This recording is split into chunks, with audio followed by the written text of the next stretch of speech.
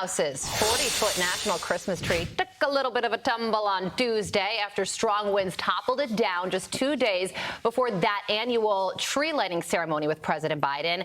And some conservatives on social media say this was a perfect metaphor for the current administration. Others believe this political cartoon says it all. It shows Bidenomics dragging down the U.S. economy and Joe Biden admitting, I killed it.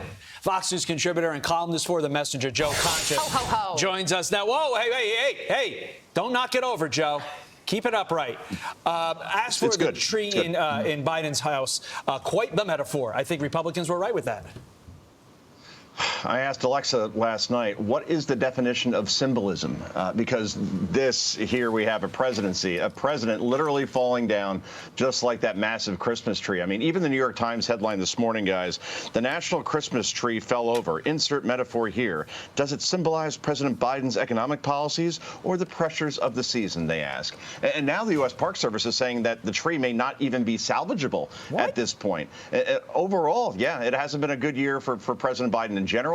When it comes to Christmas trees, he was heckled just last week, like we talked about, at an annual tree lighting ceremony in Nantucket. So, before we say we shouldn't be mocking what happened here with this Christmas tree at the Biden White House, remember how much Melania Trump was ruthlessly mocked for the way she decorated her White House from the left. So this feels like it's a return serve, so to speak, as far as can't we just have anything nice without anything getting screwed up? And apparently that's what's going on here. There's the tree metaphor. There's also the birthday cake metaphor that was on fire. So this is a repeat history 1 week later. But 2 weeks also, later. if I could just quickly, I know it's just a tree, but there's also this thought process. If you can't get the little things right, what chance do you have of getting the life and death things it was wind. Right?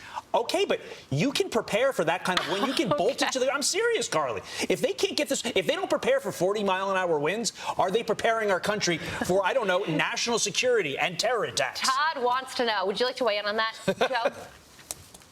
He's right. Thanks, Joe. I mean, this is something that's gone on for decades, and it's not like it was a hurricane that hit. It was a gust of wind during the winter, and here we are. A tree is down, and apparently my tree is now down at this point. So nothing's going well at this point. Okay, so there's also this study done by the Media Research Center. It found that big tech censored Joe Biden 7 times this year, but the Republican candidates, a combined 162 times, censored on social media. That includes campaign websites, fact checks, removing content and accounts altogether. Some people are calling this a form of election interference. What do you think?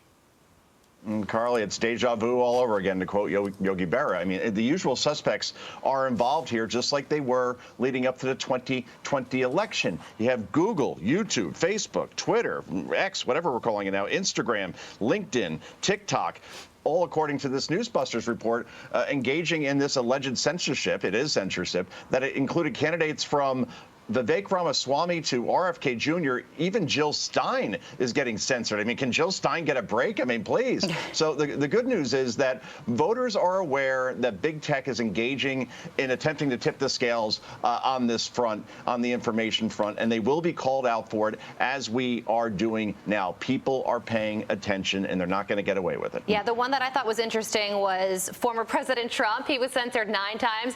He doesn't even have social media outside of the platform that he owns. So what happened is they were censoring him in Google searches and on YouTube. Is there any way to fight back against this?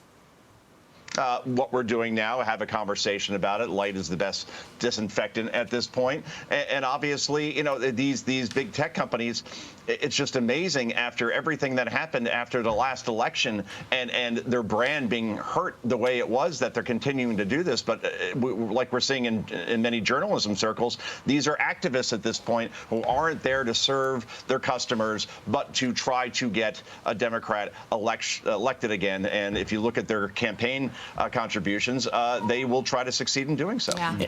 Obviously, issue number 1 here is tipping the scales to the left. But issue number 2, social media shouldn't be censoring any of these people. The voter should get all the information, and all the information should flow freely on the airwaves. Speaking of airwaves, I'd like to thank the both of you for joining me on radio yesterday on the Guy Benson Show, filling in for Guy. I'll do it again today. But you're a professional.